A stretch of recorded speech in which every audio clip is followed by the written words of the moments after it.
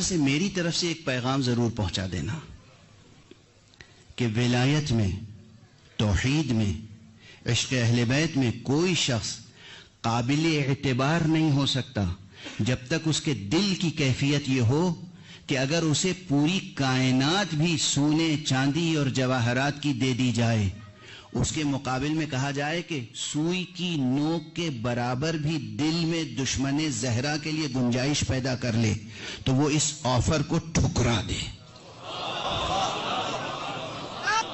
معیار سمجھے آپ؟ معیار سمجھے؟ ہمارے لیے معیار کیا ہے؟ پوری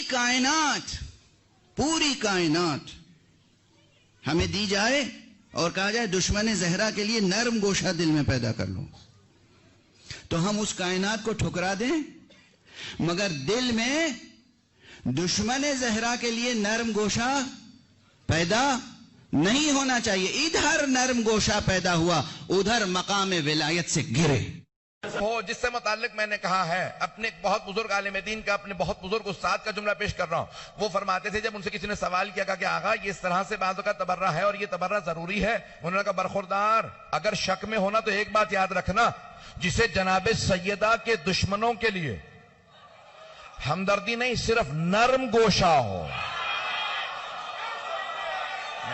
میں نے بات مکمل نہیں کی ہے، سارے مجمع کی توجہ ہو کہ ہمدردی نہ رکھتا ہو، ماننے کی بات ہی نہیں ہے، صرف نرم گوشہ رکھتا ہو، دل میں سافٹ کارنر ہو، نرم گوشہ، تو جناب سیدہ کی شفاعت بھول جائے۔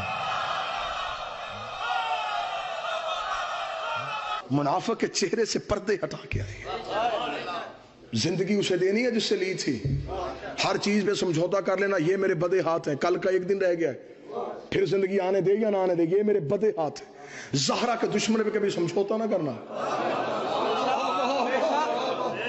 مولا فرماتے ہیں جو ہماری دادی کے دشمن پہ سوچ کے لعنت کرتا ہے، ہم 14 اس پہ لعنت کرتے ہیں۔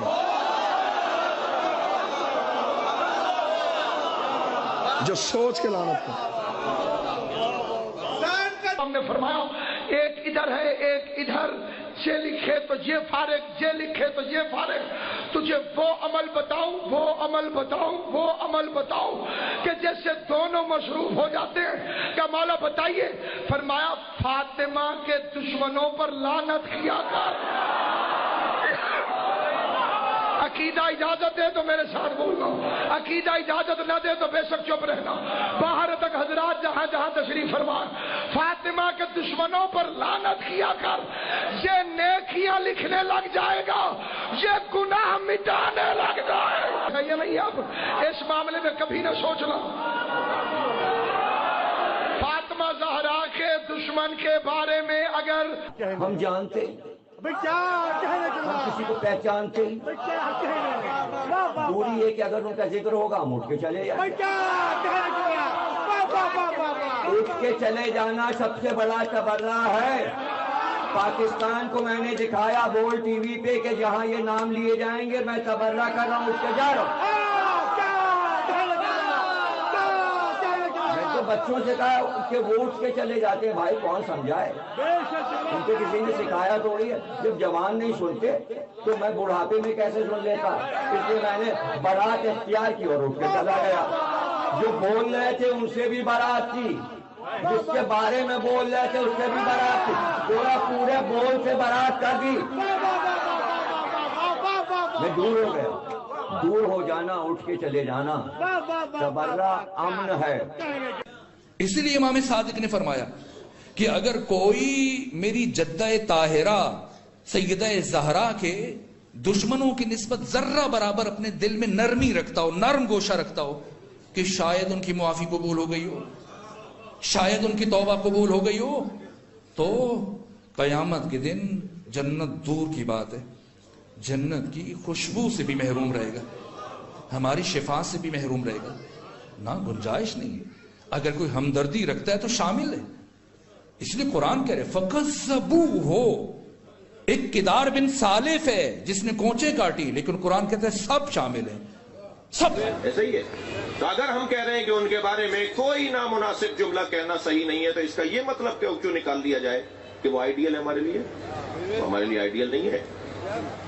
ہمارے لیے آئیڈیل بعد از پیغمبر اہل بیت کی ذات کہ اسے مذہب کی شناخت ہو. صرف سیدہ کے قاتلوں سے نفرت ہے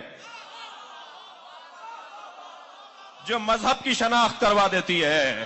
صلوات پڑھیں محمد و آل محمد. اے اہل عزا سنو غم کا یہ قصہ جس بیٹی کو کہتے تھے نبی میں ابھی امت نے اسے بعد نبی خوب رلایا دربار میں مخدوم عالم کو بلایا.